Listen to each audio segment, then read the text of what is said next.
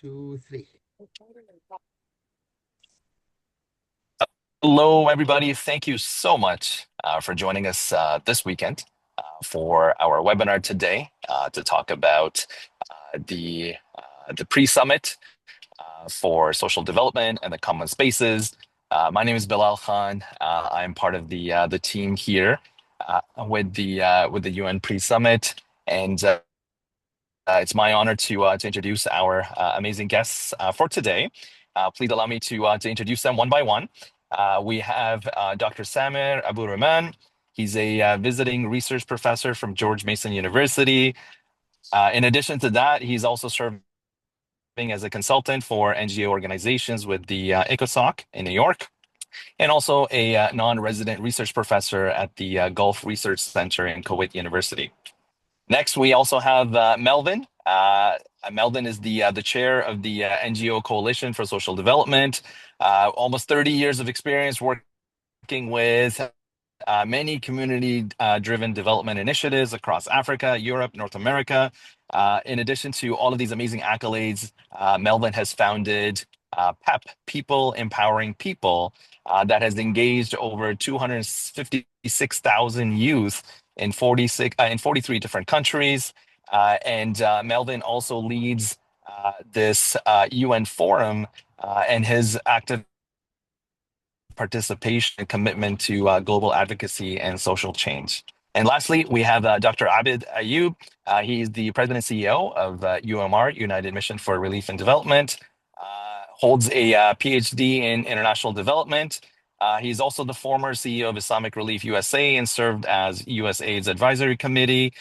Dr. Abed also leads the UMR Institute, and he's participated in many different initiatives, including U.S. State Department's Religion and Foreign Policy Working Group.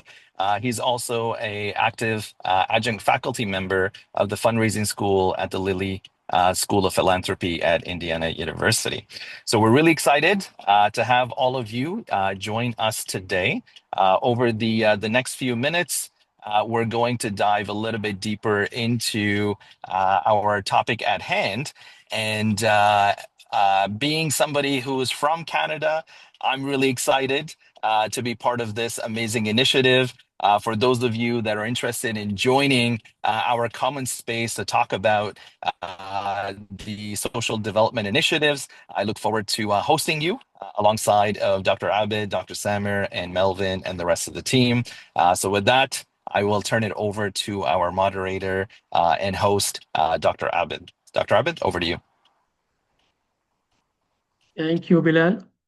Ladies and gentlemen, colleagues and friends, pioneers of civil and humanitarian work, peace and blessing be upon you all.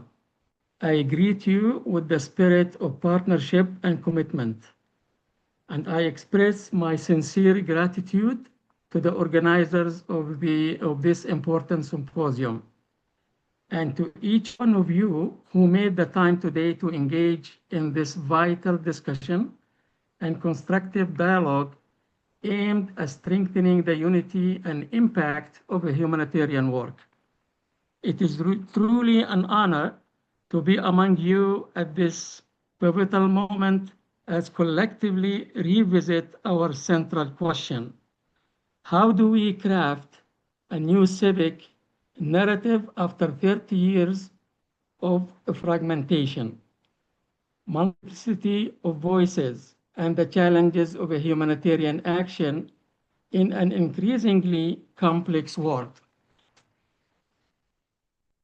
This question has echoed in my mind as I reflect on the global map of conflict and crisis, from Gaza to Sudan, from Myanmar to Yemen, from Nicaragua to Ukraine, and I realized more than ever before that uniting the voice of NGOs is no longer a bureaucracy luxury, nor an ambition, but a strategic and moral necessity, not only to face the challenges ahead, but to reshape the global narrative around sustainable development justice, human rights, and the dignity of people everywhere. 30 years ago, NGOs were still striving to prove their presence in front of international institutions, governments, and donors. Today, our presence is no longer in question, but the challenge has shifted from recognition for our existence to recognition of our vision. We are no longer just implementers of projects. We are partners in policy making, planning, and accountability. Yet, with the expansion of our role and the rise in the number of actors, we fell into the trap of multi policies without coordination and competition without complementarity. Our voice became fragmented, sometimes contradictory. We lost much of our moral weight, not due to lack of intention, but due to lack of a unified voice and integrated efforts. The preparatory NGO Summit in Canada, which forms the backdrop of today's event, is not just a procedural or protocol-based gathering. It is a chance to shape a new framing moment, an opportunity to recognize our roles, redistribute our responsibilities, and set mechanisms to unify our voice without erasing diversity. In Canada, a country that hosts organizations from every spectrum, a new model is emerging, a model of cooperation between large and small organizations where vertical and horizontal coordination reinforce outcomes between those who have funding and those rooted in the field, between the first generation of activities of activists and the new digitally native youth bringing innovation and innovative ideas to the table. When we say unified voice, we do not mean total conformity nor merging into a single narrative. Rather, we mean unified moral purpose, a human dignity above all, unified humanitarian message, a values-based approach, no politicization, no discrimination, no double standards. Unified institutional impact, our outputs and position reflect collective commitment, not individual improvisation or isolated stances. A unified voice means presenting ourselves to the world as a civic front with a clear position, a direction, a compass, and a mission. This mission not be dictated by capitals or donors, but shaped by the field, by those working directly with communities and rooted in the live realities of the affected and the marginalized.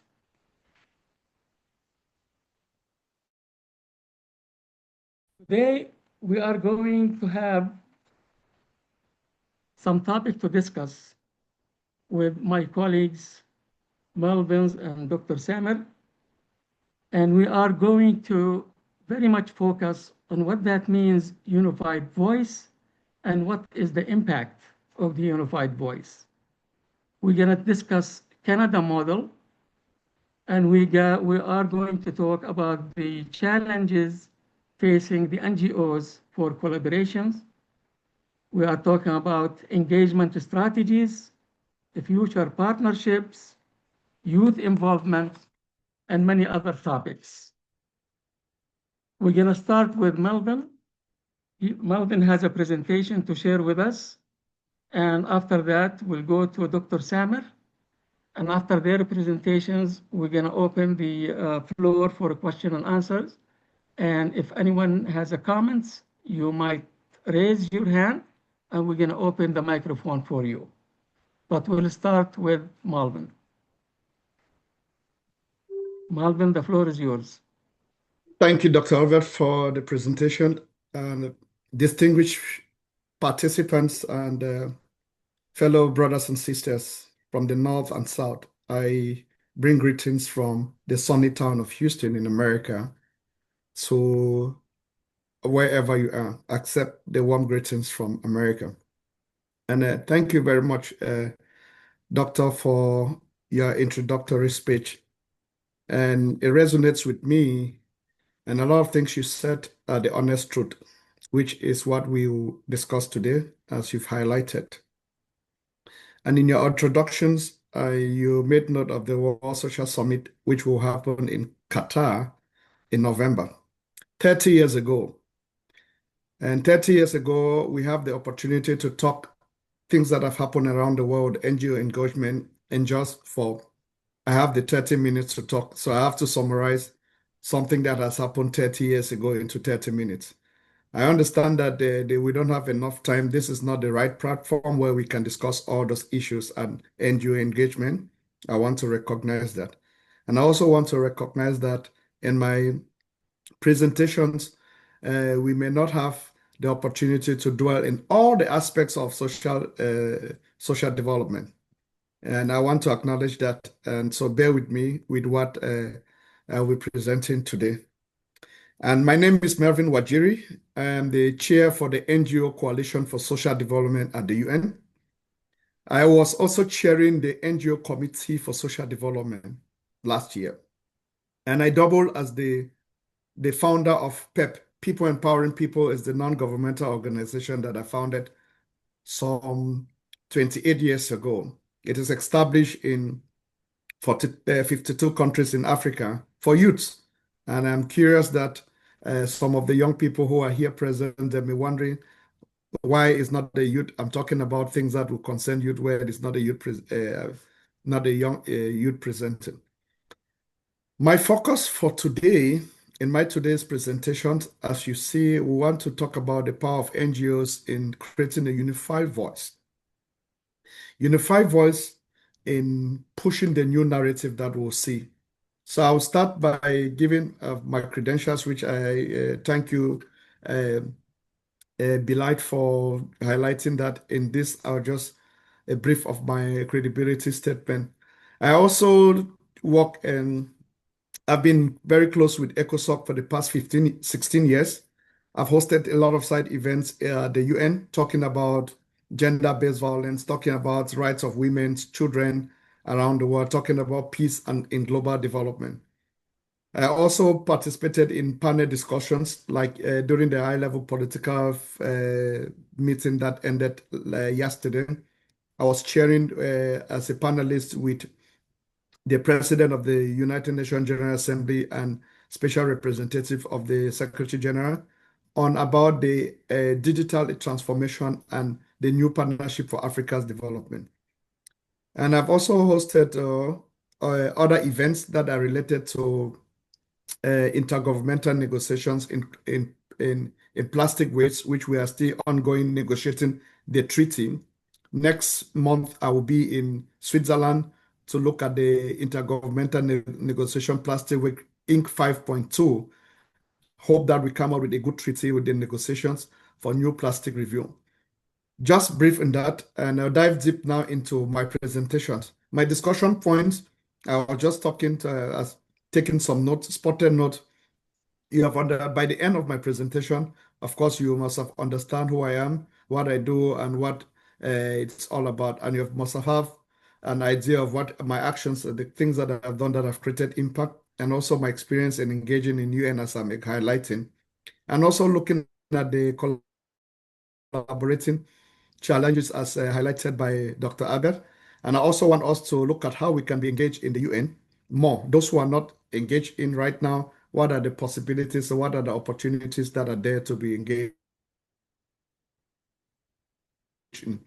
Then we look at also opportunities of partner. Now, the new trend, how do we improve partnerships or collaboration between the Global South and the Global North?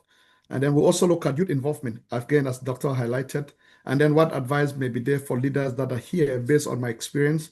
And also we'll talk about the roadmap to Qatar, beginning from our Canada model. So let's get started. I don't know if my presentation is clear, if you see it, but if you see it, let's get started. Yes, it's a clear, Melvin. Yeah. Okay. It's Now, on. I have made some spotted notes in terms of the collaboration and the challenges that we face as NGOs. In my experience, I've come to realize that we have a lot of competitions between the NGOs because we have different mandates. NGOs are created with different reasons. They have different objectives. They have different niche. If we can together identify what key areas where we find common, we can now beginning to bridge the gap of that competition. And now in the competitions, you see in there's a whole lot of resource inadequacy in terms of the bigger, well-structured organizations and the smaller organizations. For example, I'll take big organizations like maybe just for a case like this, the Islamic Relief, and they have the potentials of uh, getting a lot of resources or with their huge network to pull a lot of resources towards them rather than an organization like PEP Africa. So this presents a huge challenge. And sometimes the areas of interventions are not the same. They may be focused more on the faith-based or interfaith issues, and while PEP may be focused on youth-led development issues. So sometimes they are not the same, but they're interrelated.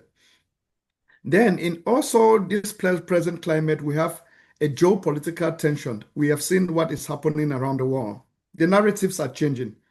The bigger countries are pulling out of major fundings for NGOs. Of course, they pulling out the US aid. It's a huge blow for the civil societies around in Africa, for example. Then we see the new one that comes within conflicts between countries where they have conflict. For example, Israel, Iran, Palestine, all of this. When we have organizations like this coming together, we may have this challenge in collaboration.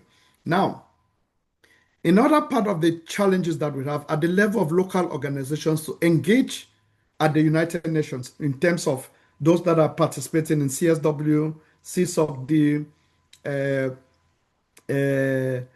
all the activities at the UN, because they have each challenges of getting visas. Visas are not also easy, nor they are rapidly gotten for representative of NGOs from the Global South.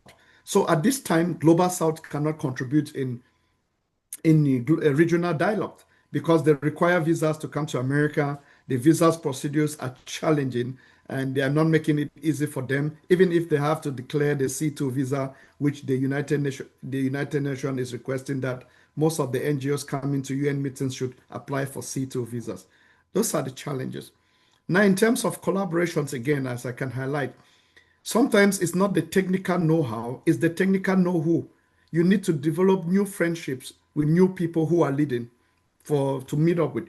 And at this time, there's a whole bias. There's a bias in funding, bias in resource allocation. So it creates that competition. And then there's also what we call intellectual egoism. Some of them who have the network the network and the connections do not want to share. It brings a challenge. Then some of the bigger organizations are working with organizations that they know. So when you bring that bias in the space of NGOs, you have that challenge. Now, interestingly, we can look at engagement. There are other areas of engagement which are, of course, with my contribution, with my involvement, and where NGOs are engaging. There are pre-negotiations in terms of drafting policies. Like we are preparing for the World Social Summit in Qatar, and at this level, we have been opportune to participate in some of the intergovernmental negotiations that got the draft of the soft law, the food for thought outcome, which we were reviewing in Canada, so that we can contribute. Of course, and also we are participating in the plastic treaty, which I highlighted, the intergovernmental negotiation 5.2, and the climate justice. These are areas that are key places where NGOs can make change in policies. Change in policies because that's where the countries they sit and discuss and negotiate in terms of the language of the document and in terms of the text. So the only place NGOs can change policies or they can contribute in that intergovernmental negotiation, which of course is not an open forum for NGOs. NGOs are not part of intergovernmental negotiations.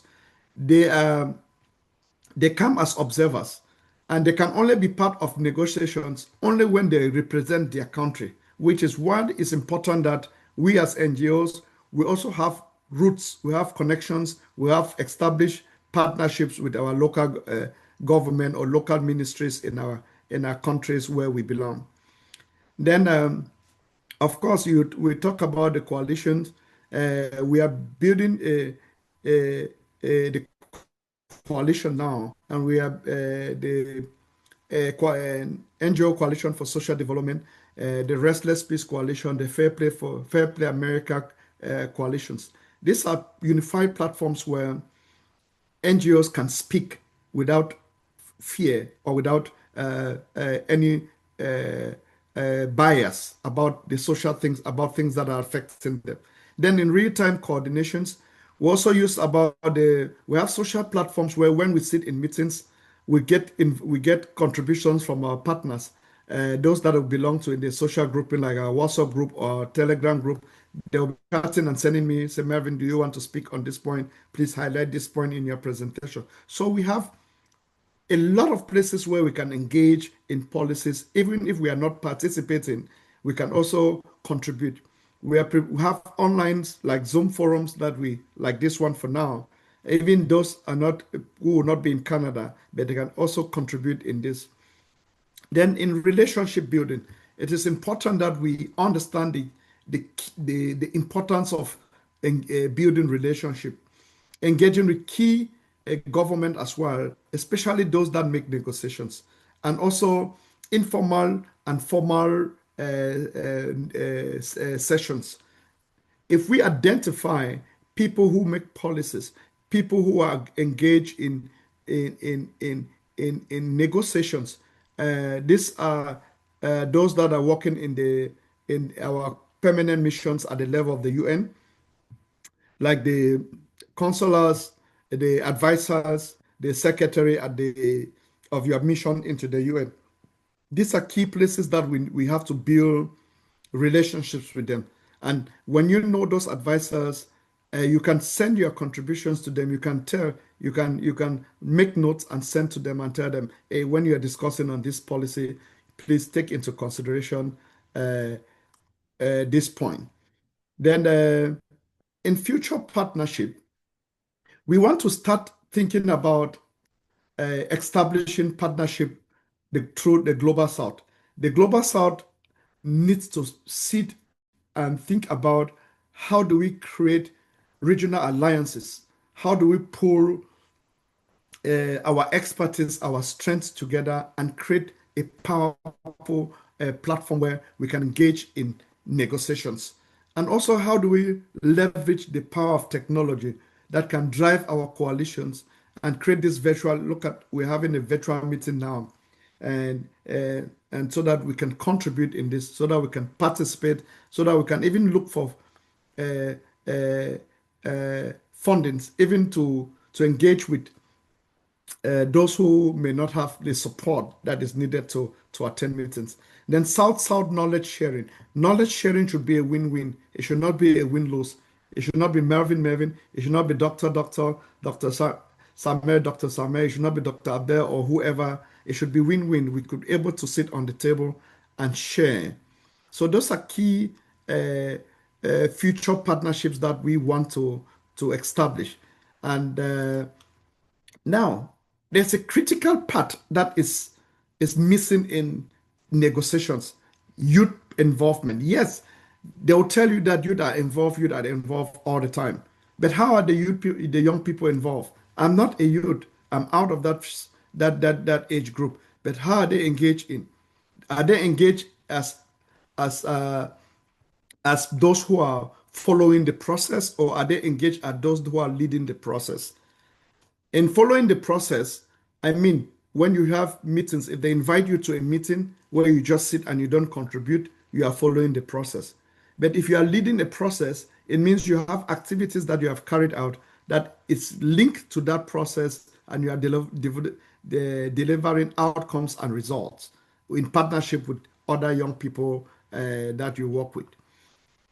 So this key strategic area is another missing line. That's why there's a disconnect between the youth and the present generation. And that's why sometimes the older ones say they are angry with the youth. No, but the youth are more angry with the older people because the older people are failing them, and because the older people don't give them space for them to listen. So we want to create a platform where all of these segments are taken into consideration. Then we create a unified voice where we can move together and for a common future of what we want. When they say what we want to be on the table. We don't want to be on the menu, because if you are not on the table, you are on the menu. Now, in lessons learned within the space that I have been, I have seen an increment in the win matters, like the legal policies that I have been involved in, as I noted. I championed, I would say proudly, that I was one of the NGOs in 2000 who championed the advocacy to bring the UN women that the UN we have now we're enjoying. We will march in 2010. I remember before 2010 how I will march from the UN building in New York to Times Square just to chant women's rights so that they should have a space at the UN. Those are the key places that I've seen an increment with civil society engagement in advocacy.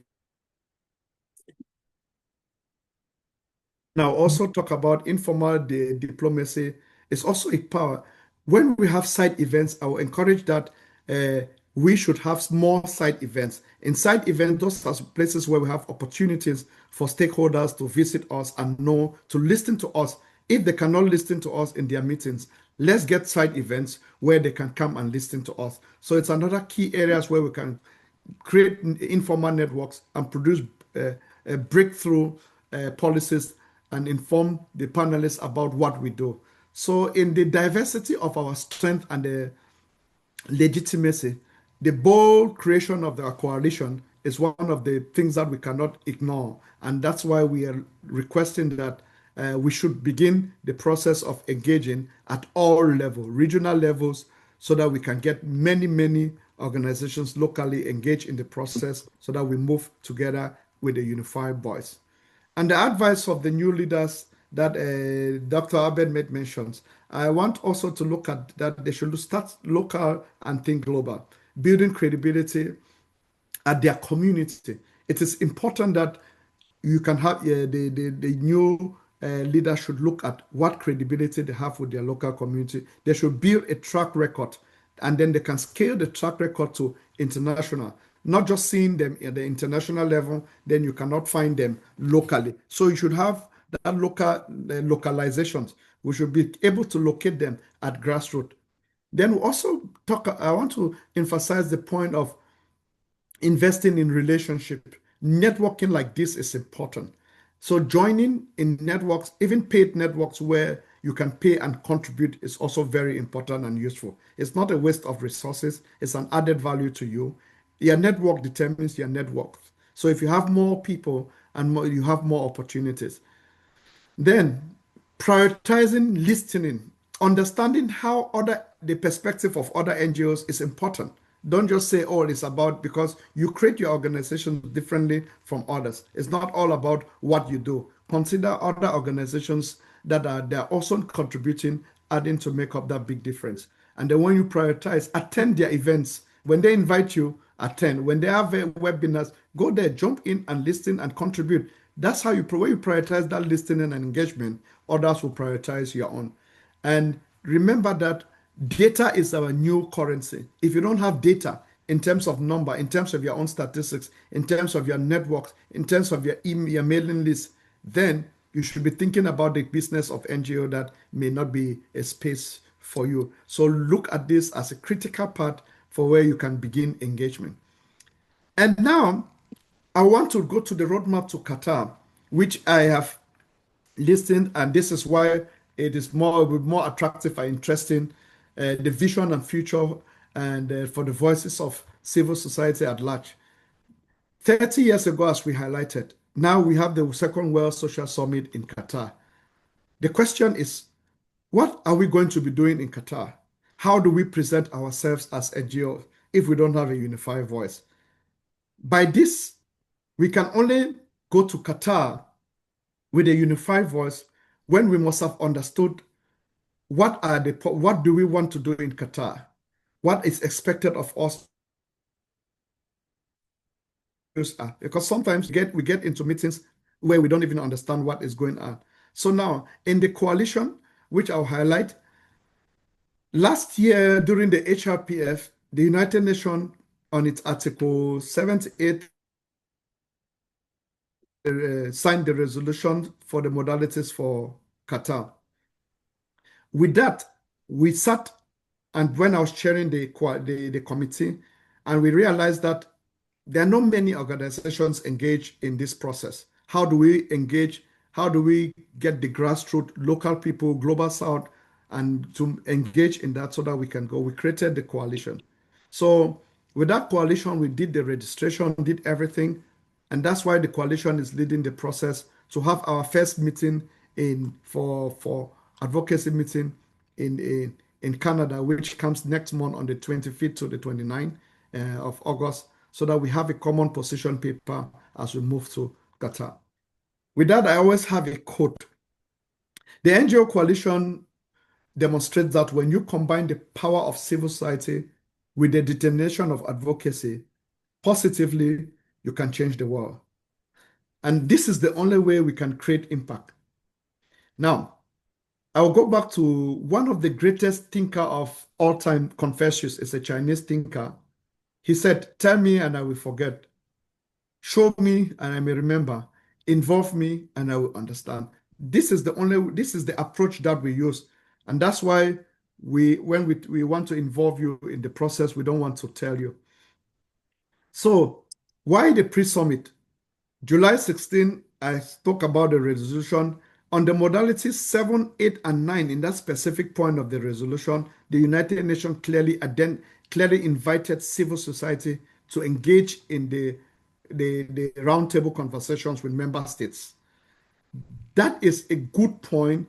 That in my engagement with civil society at the UN, this is one of the first time I have read a UN document where the United Nations clearly inviting civil society to sit on the table, not to be on the menu with its member state. And I will tell you that this is already shrinking the relationship between civil society and the member state, because civil society don't play politics. Member states, they will do, their politicians. They always go with a statement because they were mandated to do, but we, civil society, we represent the people. So this is a good point for us to engage in that conversations, to write the new narrative after 30 years. And if we, as civil society, are not part of this, then we will sit to follow another process where it will take us another 30 years to review. And I would like to look at us seated here the next 30 years, where we will be. I'm not sure I'm going to still continue this work. So the young people here, this is the time, this is a pivotal moment, and we need to stand up. We need to engage in the process. Even if we don't have the fundings, we need to dip in our pockets and look for funding to go where those policies are made. Because if we are not there, if we are not on the table, we will be on the menu. So in that discourse, this is, of course, how we get into the intergovernmental negotiation.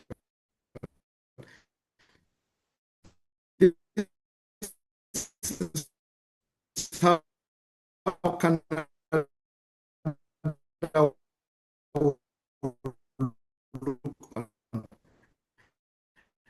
the workshop we're having is going to review that document to look at the language. We'll read the document from point by point, look at the language, and then we can look at how it was negotiated in that negotiations to write up that document. And if you look at the document I have on my here with me, in specific In the document on the first page on the preamble, I read in the preamble, I have something that is worrisome to me that I already see. They say why this is not a document for negotiation. They wrote it there that it's not a document for negotiation. I have already seen that as a challenge.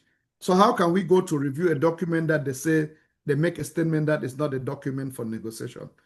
They say while it's not a document for negotiation, the feedback and position of the delegates on the content and the different sections of this paper is intended to provide a solid base for preparation for the zero draft of the political declaration. I already find this as a problem because if you say it's not negotiable, why are we going to? It means they already have the things they want to, they already have what they have in mind to negotiate. And I look at the documents as well. It does not address the four pillars of social development. We're talking about social justice, we're talking about environmental justice, we're talking about political justice, and we're talking about economic justice addressed in the structure, which again, I find it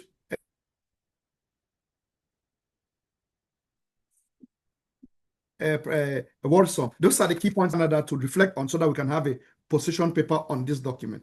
Of course, I know some of you are not familiar with negotiations, how negotiations are taking place, but it presents an important opportunity for you to engage, for you to understand what is happening in the UN, for you to begin that engagement so that in future you can get into negotiations where policies are made. Policies are not made in the number of side events that we organize in the UN. Policies are not made in the meetings and seminars that we organize. Policies are not made in the field where we go. The field we are implementing and supporting people in need, not to make policies. Policies are made by politicians, and you only in intergovernmental negotiations where you can contribute, where you can make policy, where you can contribute to shape the future of any policy that is being made. But we have to understand that this is how it, and then we have to also know to learn the process. What are the process? How do we get there? How do we engage in? So we anticipate to have 700 civil society representatives. Those that have accreditation with ECOSOC or not, you can attend. So it's open for civil society, both those with ECOSOC, both without. We have 125 countries. We have 70 partners we are looking for. The 5 days engagement. Then we have 2 advocacy messages and 1 outcome document. Key outcomes on the coalition. Our coalition, we want to launch, create the position paper for Qatar, and also importantly to launch the operationalization of the NGO common space. We need to have our space for NGOs where they will not identify us as observers, but also as people who can contribute. And if we have our space, we can invite the UN agencies, we can invite donors and explain to them what we want to see, what we need. We should be part of development, not as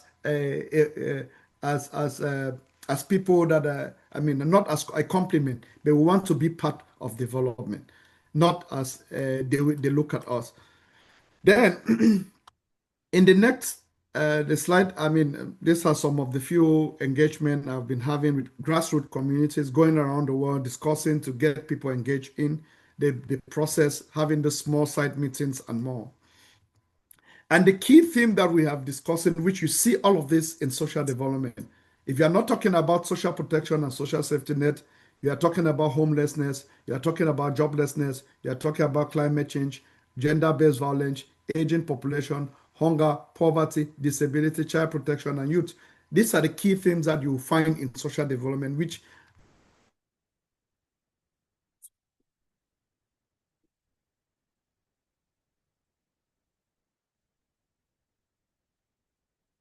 Did we lose Melvin? requires that we be engaged in the process. We sit on the table, we highlight those key areas where they are lacking, and so that they can take into consideration.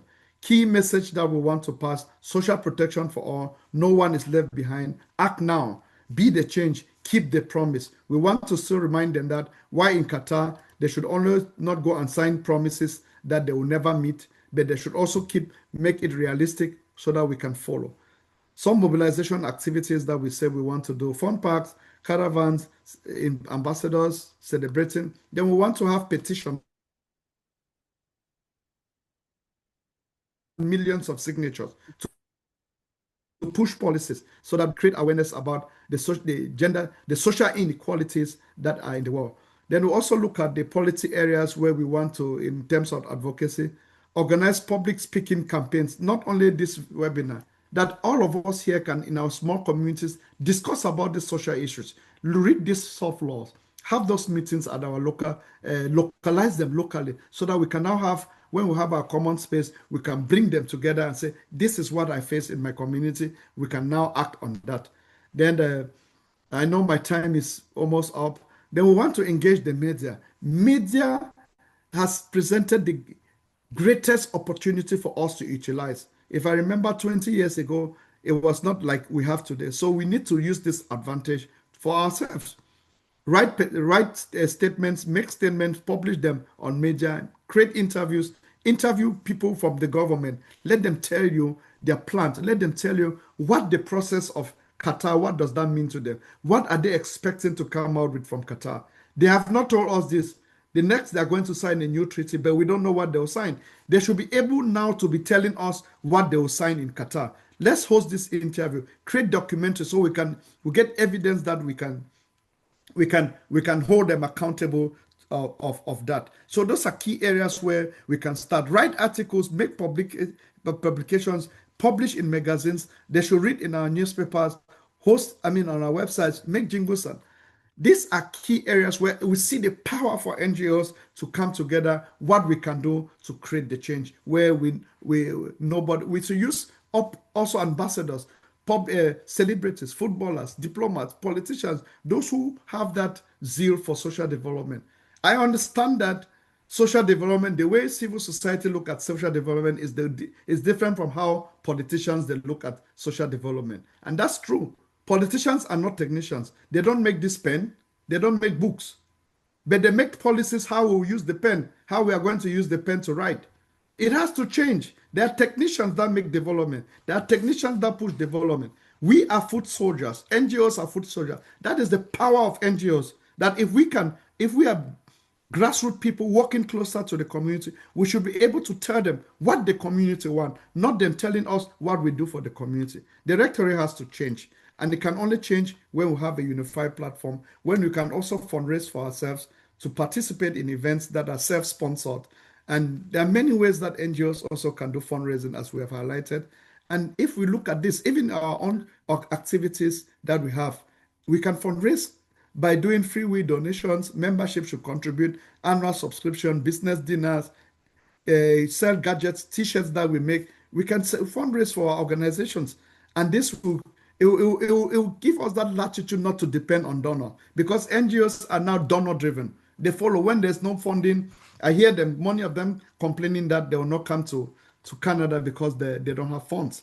But if every year you do your fundraising in using those gifts, you have money to engage in the forum. You have money not that they sponsor you and then they give you speech what to write during meetings. We have to stop the way we run organizations. We should run organizations as business entities. We should look at it as a business. My prayer will be that let this presentation, let today strike a chord with whoever that is here listening to us, so we can come together and create a unified platform. So that we move to Qatar, we move to Canada, and from Canada we'll meet in Doha to write the new narrative. And with this, I would like to invite everybody to scan to register if they want, and to encourage others that have not, and we'll share that with the rest in the mailing list so that they can have more about registration for Canada. And I end my presentation by saying thank you. Thank you, Melvin, for your presentation. But I have a question for you. I've been engaged with so many think tanks and attending United Nations meetings, and I participated in discussions in many forums. So do you truly believe that the NGOs have the power to influence policies, or the policies usually influenced by the donors, especially from the superpowers? Do we truly have a chance? Doctor, I will answer the question in a way. I may not give you a direct answer to that because, as I explained, we were created in different mandates. And I always make the statement that if you want to fight somebody, you should examine the strength of the person you want to fight. If not, you expose your emptiness. So the question is good, but I want to say that UN is politicized, donors they influence, but NGO has the power if we can do things out of there. Yes, it's their home. If you come to my home, I know all corners where I can fight with you. But if it's coming out of my home, it's difficult for you to. I have some tricks. That's why the power of NGOs, if we can mobilize out of them with advocacy, we can change the world. I believe in the work of NGOs. I've done the work for 28 years. I see the power. But what I know that it's challenging for us to come together because we have different agenda. We have some of them in NGOs who are made up of members of the government. So it becomes difficult to penetrate. Some of them are doing the divide and rule. You get infiltrated in groups that we have created. You get some people who are there just to destabilize it. That is politics. It is challenging for the world of NGO because we also beg. NGOs are presented as beggars. Let me be clear. I don't want to use words that I'll be very unequivocal with my word and be honest. We have presented ourselves to them as beggars. And when you present yourself as a beggar, he who pays the piper determines the tune. If you cannot be begging and making decisions. But if you have your own means, like if we go to Canada and we come out to a position paper, we'll present it as the NGO common voice. At that time, they'll sit up and we can push them to make those decisions. To come out with a decision or policy, it takes a revolution. Policy are tested. It takes over 10 years and 20 years for policies to be adopted at the United Nations. Of course, but how are we prepared? We have to be thinking about those strategies. We should think at how do we engage in making the difference locally. Let's take it from our country. NGOs are made of citizens, people from countries. Checks and balance, accountability. How can we hold them accountable? If we go to accountability, create robust accountability mechanism, we'll make the change. But if we go by fighting them and saying, oh, you did this and you did not do this, it's not going to work. You cannot fight your government and your God. There are two persons you can never fight, your government and your God. But if we go to accountability and hold them in that aspect, only when we are united. And how do we present it as well? Because some of us are radical. Some of us present it as a fight. It's not a fight. We are not fighting. Do you remember that we have our mandate from our government? All of the organizations are legal, are registered in their government. So they have the mandate to shut you down. Even at the UN, Dr. Samir, you agree with me. We have the UN badges. They tell us that we are observers. It means that they can shut us down at any time and refuse us access. Hearing that does not sit well. So how do we get things out of there and create our own voice and begin in a small front, and then so that people should see the value that we have. When you present yourself as a beggar, you have no value. But you have the power. We are the foot soldiers. People who sit in UN with $5,000 suit, they don't go down in the field and give food for people. They don't feed people. They don't feed the poor. They don't know that the war is in Ukraine, Gaza, all those places in Africa. They are not there fighting. And those who are fighting are not those who created the war. They created it, but they are not fighting. They are sending people who have not created the war to fight. We should start thinking. Thank you, Melvin, for your answer. Yeah. So please, if you have any question, please write it down in the chat, and we're gonna go try to answer them one by one. Now, Dr. Samir, we can listen to your presentation. The microphone is yours. Okay, thank you, Dr. Abed. I hope my voice is clear. And I have to introduce Melvine in my way and to connect what he did as all the time, a wonderful speech, and I know he have a great ideas when you ask him more than the presentation. So hopefully we will have more questions for Melvin. But let me just start from Melvin. Melvin, I saw him at the United Nations wearing different clothes, sometimes African, sometimes very formal American, and different. And I have a wonderful pictures with him. And Melvin in New York at the United Nations, it seems that he's looking for any influence to see any NGOs. And at the first time when I met him, I say, what is this guy doing? He's just like going, everyone knows him.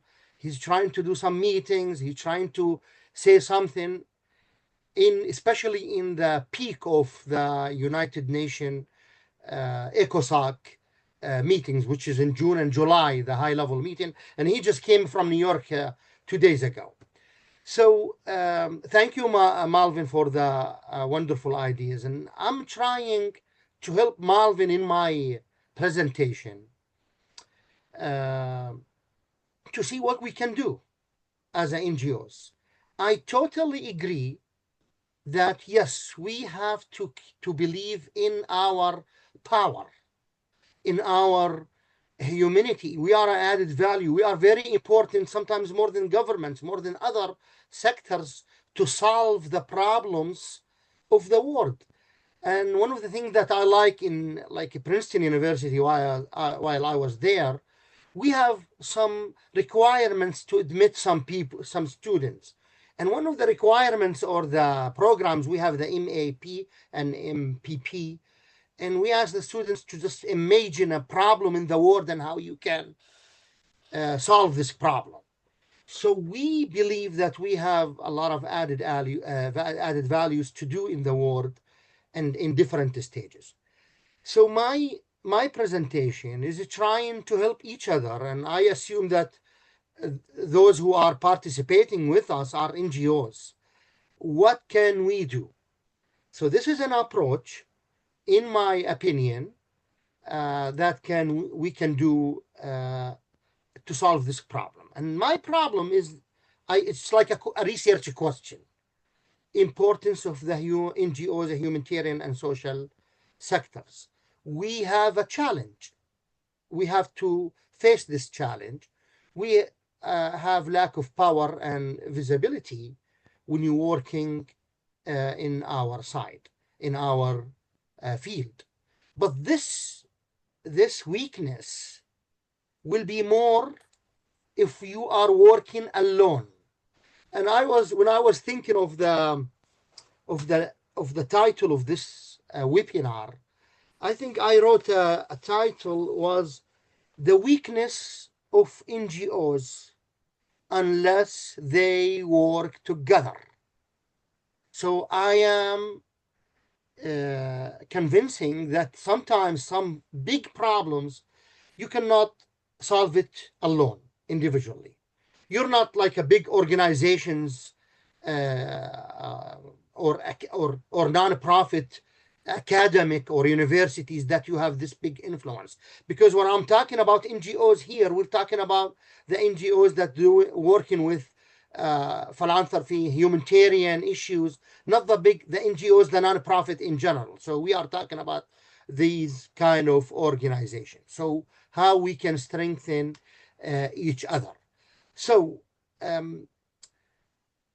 as I met Melvin and as we are speaking about the NGOs, I will be concentrating on those who have this status with the United Nations as a consultative status at the ECOSOC.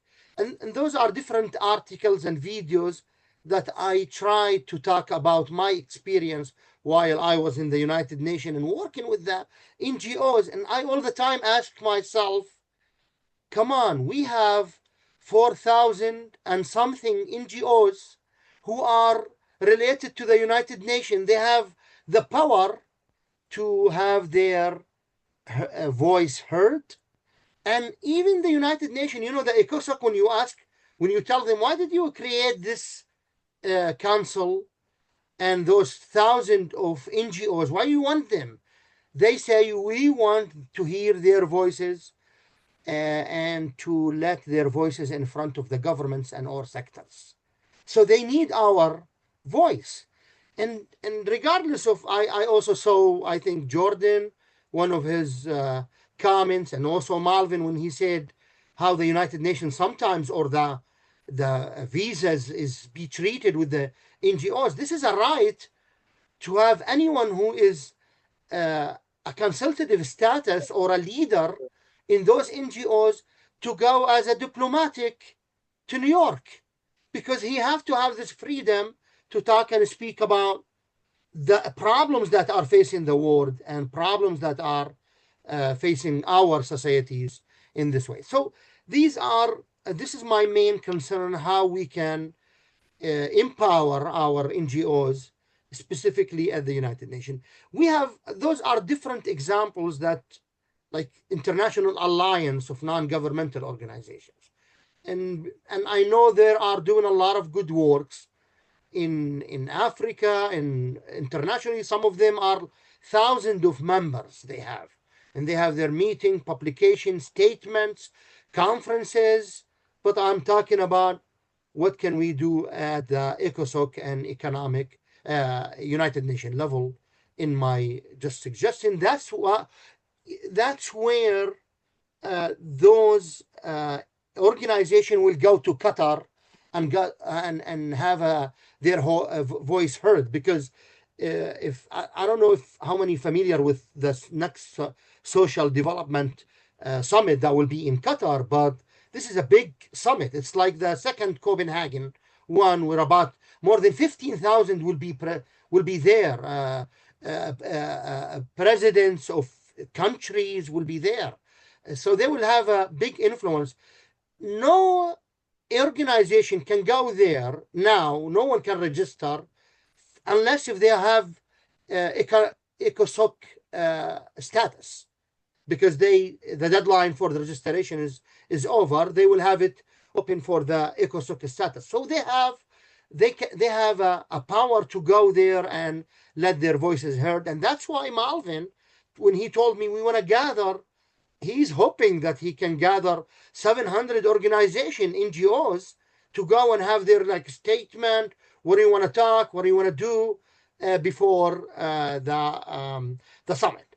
So this is just an examples of how we can work together. I deleted a lot of research, which is I love to do that in my work, to do research. But I deleted a lot of slides here, research that all of them are insisting and considering that NGOs, when they work together, they will be more powerful in our status.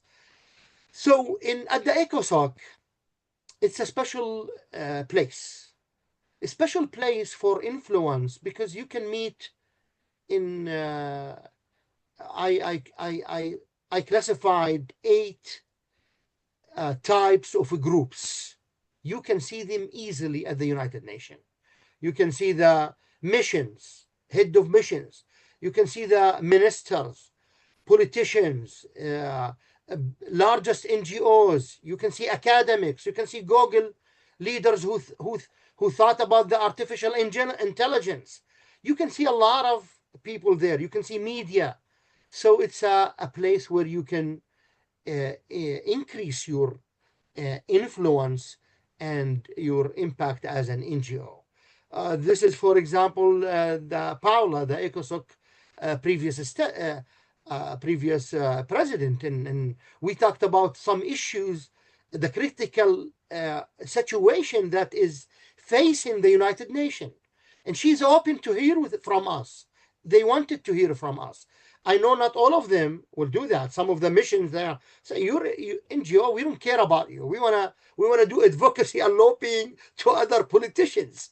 You're not that much power or strong." So I think we have to think about what to do while we are engaging in those in the United Nations level and different people that you can meet.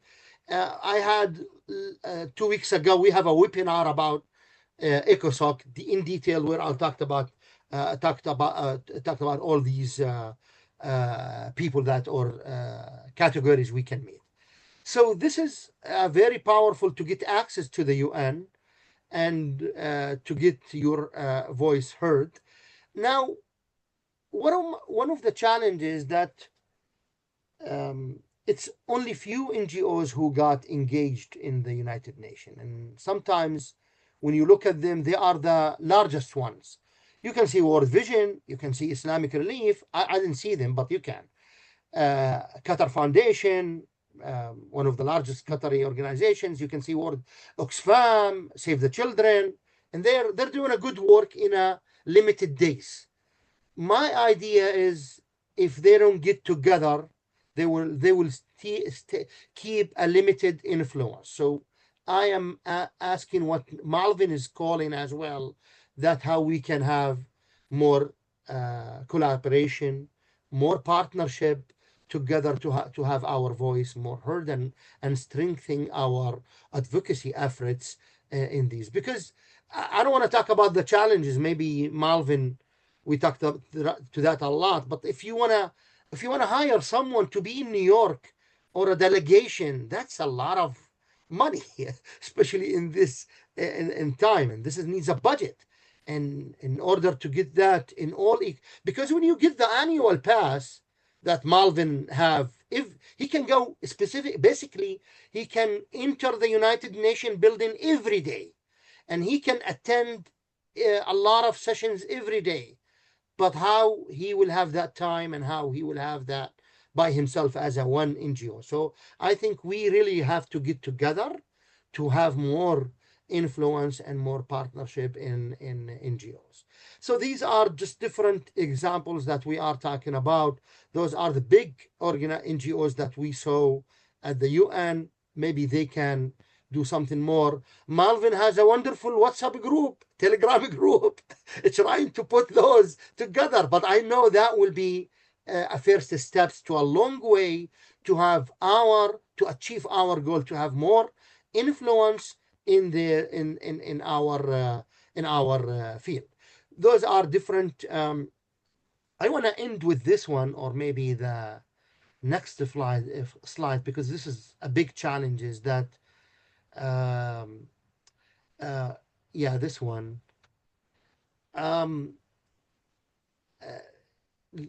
The NGOs are. Samir, you have 2 minutes. Yeah, I'm concluding with this one. This is my last one. I'm saying that in the NGOs are different in their ideologies, different in their countries, different in their goals. Some of them wanted to influence the big humanitarian map in the world, and some of them just wanted to go there and say, look, I am here, I am recognized by the UN, I am doing a lot of work. But I believe that we have, from those thousands of NGOs, we can get together, we can classify, we can forget about some differences and go into what we believe is for the better of the humanity. So thank you, Dr. Abed. And Dr. Abed, I think you should share us also some of your experience when you try to put some NGOs together, especially the humanitarian organization, and face challenges that facing you as one of the founders of biggest humanitarian organization in Washington, D.C. or in the United States as well. So thank you, Melvine. Thank you everyone for listening, and hope we will have a wonderful discussions as I see some of them are in the chat and looking forward to talk about them and learn from each other. Thank you. Thank you. Appreciate it. Thank you, Dr. Samir, for your presentation and your wisdom. And I'm participating in the interaction group, and as you know, interaction group is a very large umbrella in the United States, as I think around 200 NGOs are members in it, and most of the giant NGOs are actually members, from Red Cross to CARE, Save the Children, Islamic Relief, UMR, and many other NGOs are members there. And we participated in many discussions with policymakers in the Capitol Hill. And sometimes we succeed, sometimes we don't. It depends on the situation and political situation and our ability to influence the policymakers. It's not easy to influence them, but there is a chance to influence them. And I believe all the humanitarian organizations who are involved in relief and development should have a component of advocacy to their work, because advocacy and relief goes hand in hand, and we have to try our best. And but I can give you a specific example where the NGOs influence the Capitol Hill. For example, Syria. Syria was blacklisted at that time when the Syria crisis started. But we were able to work with the US government to make it a lot easier for NGOs to go and work inside Syria. Same thing for Somalia. So there is a chance, but we have to try our absolute best. And I see Dr. Muawiyah is raising his hand. I see Lidwin and Richard. Samir, can you please open the microphone for Dr. Muawiyah? Yep, absolutely. And I also saw Jordan, and there's a lot of wonderful comments. So Yes. let's open for Muawiyah. Ambassador Muawiyah, we have the pleasure to have him in one of our webinars. Yes, Ambassador Muawiyah, I think you are. Thank you, Dr. Samir, Dr. Abed, and dear Melvine. I'm really honored to be among you this evening or afternoon in our time in New York. Ladies and gentlemen, thank you all for this timely and critical conversation. Maybe This Ambassador webinar- Muawiyah, you can just put the microphone near your mouth. That would be great. This webinar, to me, the power of NGO unified voice in the new narrative after 30 years aims to spotlight the strategic importance of civil society actors in shaping the emerging global and regional discourse, particularly after decades of complex crises, humanitarian challenges, and shifting political land scopes. Our core objective, I think, is to emphasize the transnational role of a unified NGO voice in influencing international policy, development agendas, and humanitarian response framework. We believe that when NGOs speak collectively, they not only amplify or marginalize voices, but also challenge outdated paradigms, push for accountability, and advance more inclusive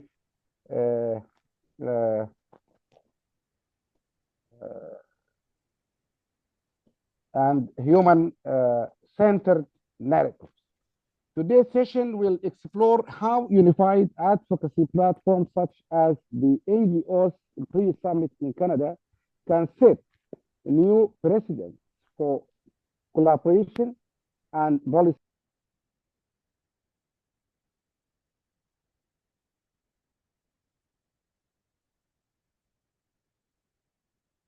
We lost Dr. Muawiyah. I think we don't have a lot of time. Yeah. So we can. Okay. Dr. Muawiyah, we can't hear you. You are, just unmute yourself, and if you can summarize in 30 seconds, unmute yourself. Yeah, okay. Finally, I think the tools and strategies needed to sustain this unity, especially in the face of growing geopolitical fragmentation and shrinking civic space. This is not just a webinar, it is a call to action, to collaborate, to coordinate, and to craft a future where the power of people and communities is reflected in every global policy decision. Thank you. We agree with you. Thank you so much, Dr. Muawiyah. And can you open the microphone for Lidwin?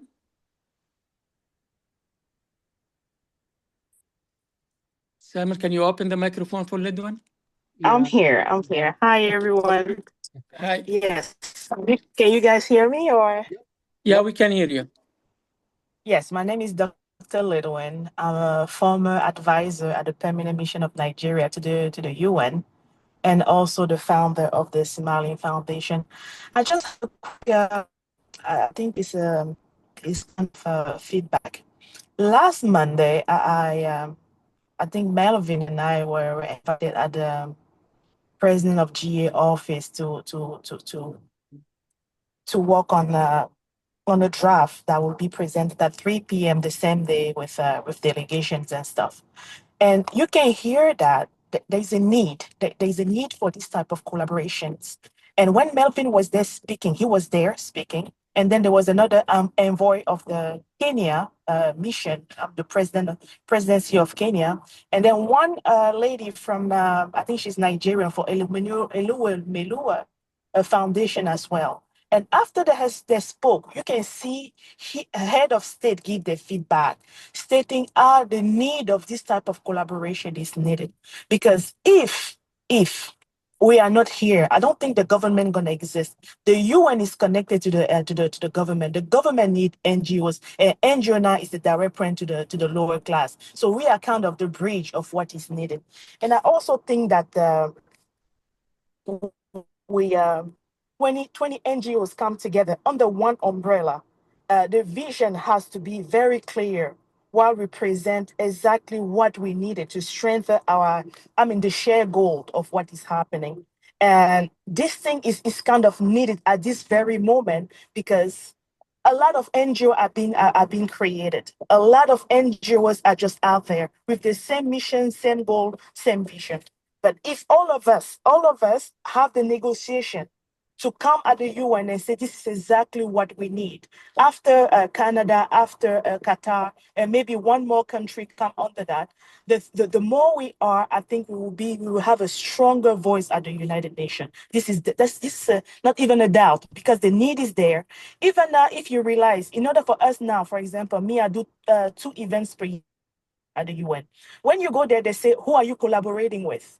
In order for you now to get even a room at the Ayoub, before the room was something you can get on your own, but they want to know who is supporting you, what mission is behind you. And the mission, when you go to the mission, they say, who are you working with and stuff. So if we are able to pull this the way we are supposed to do in the right direction, I think that there's no way the UN will not hear what we have to say. There is a need now.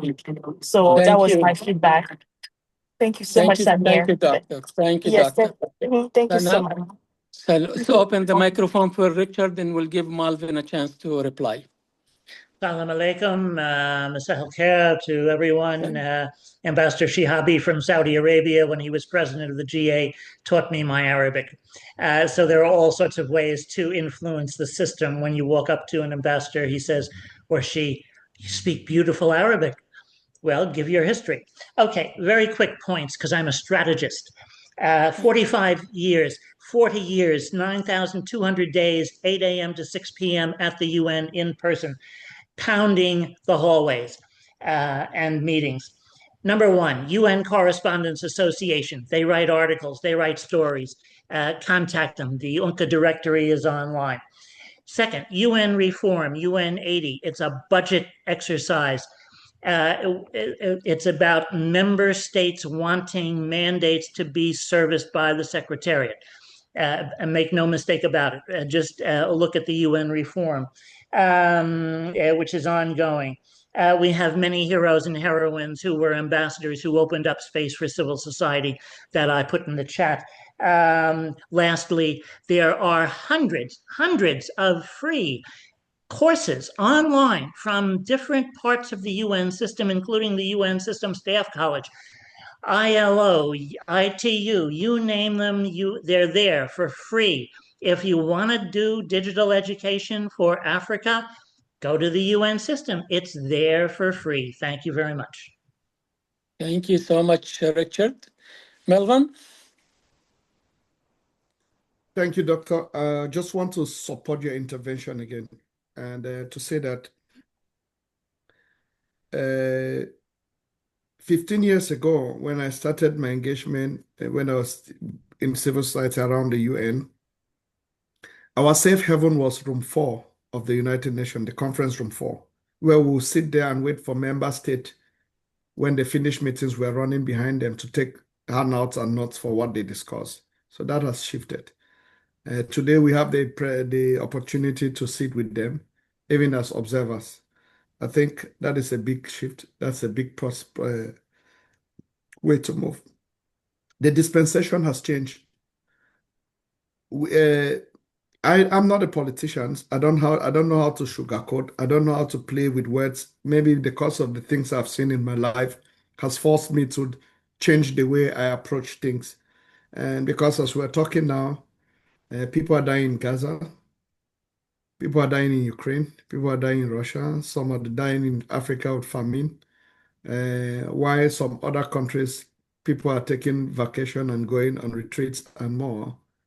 This is not about, it's just to inform us that it's not about, it's a choice. Everything we do is a choice. And with social development, the only way we can change this narrative is social development.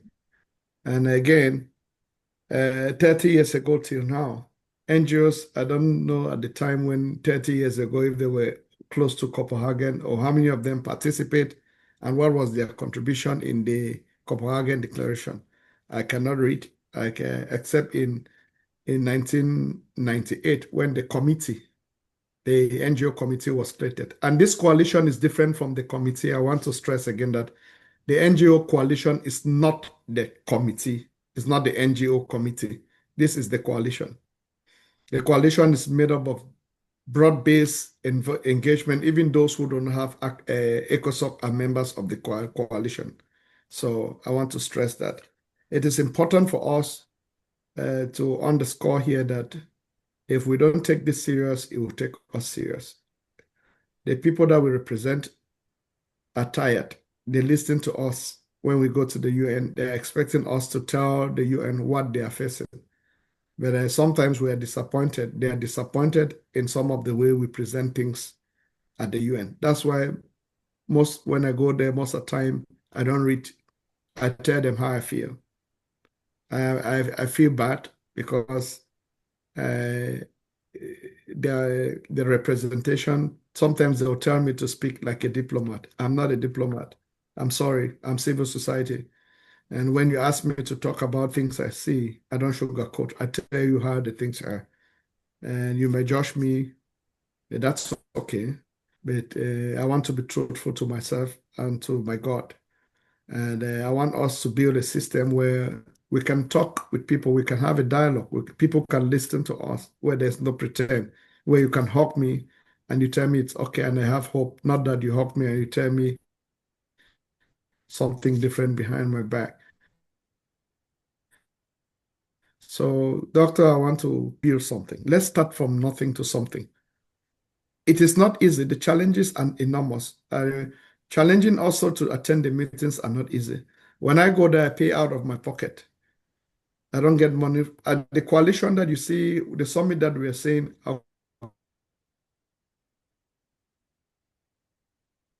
in Qatar, we don't have no funds. They said they don't have money for us. That's okay. How do we move forward when we have those challenges?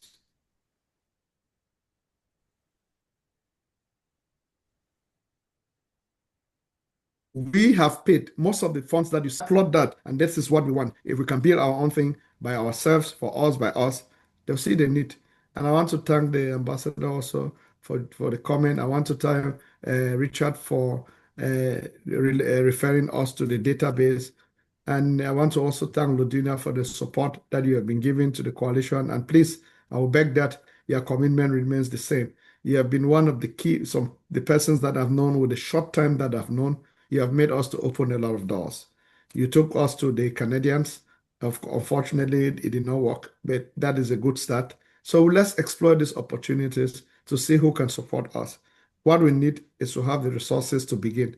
Once we set the momentum, once we launch the NGO common space, we'll build the platform and people will see the need of us coming together. I remember great people. They say they don't know where they know where they are going to, but they don't know who they are going with. So we believe that people will join us as we move.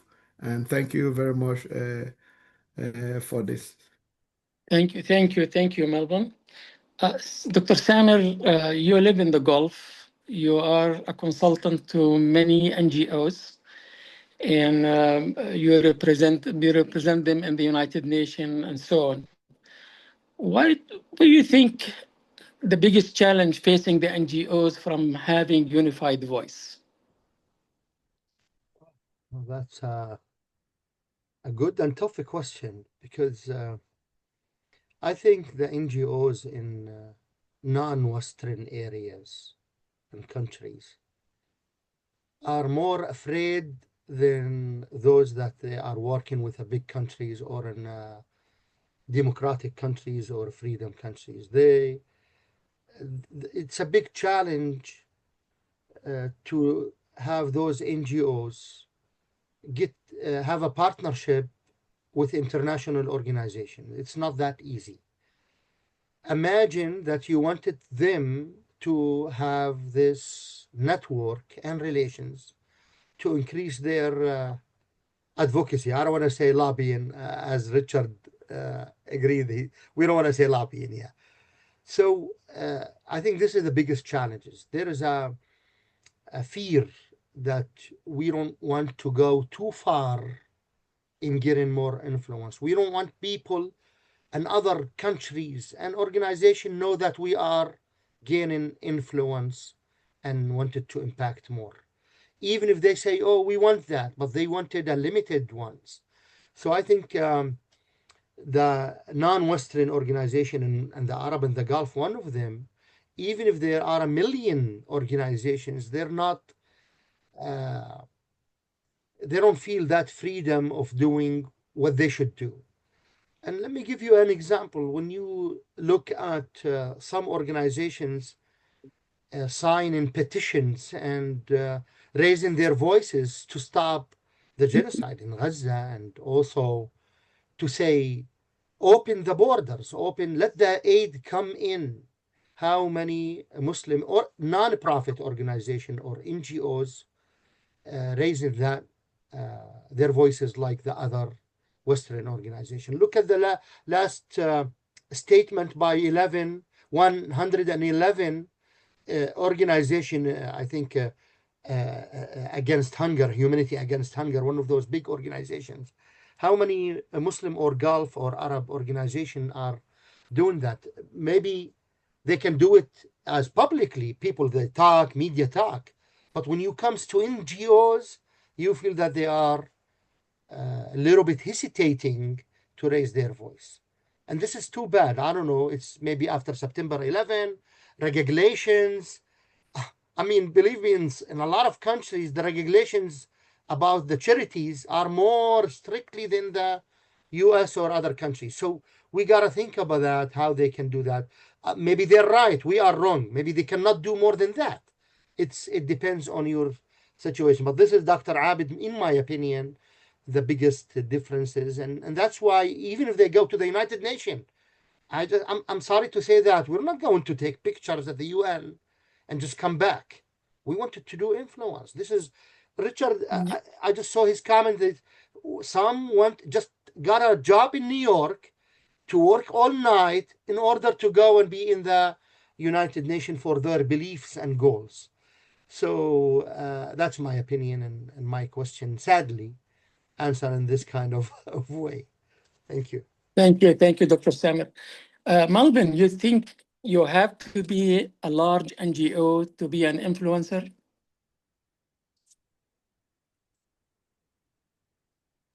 Yes, I may answer yes and no in that question. In my own, let me look in my own. Yes, in the sense that when you have the resources. No, in the sense that you may have something, you may have the network, and you use that. I just want to be brief in that response. And because when you have resources as a big organizations, of course, if we were so big, I mean, we would have brought everybody to Canada and then we can do influence. But now we are not. We are just still baby. And what can we do? We can only do target partners or target registrations to get people there. So brief. But you can be still you can start from something to nowhere, and you can start from nowhere to something. Thank you, Melvin. We have a few minutes. If anyone has a final comments or a question, we can take a few. Anyone has any question or comment?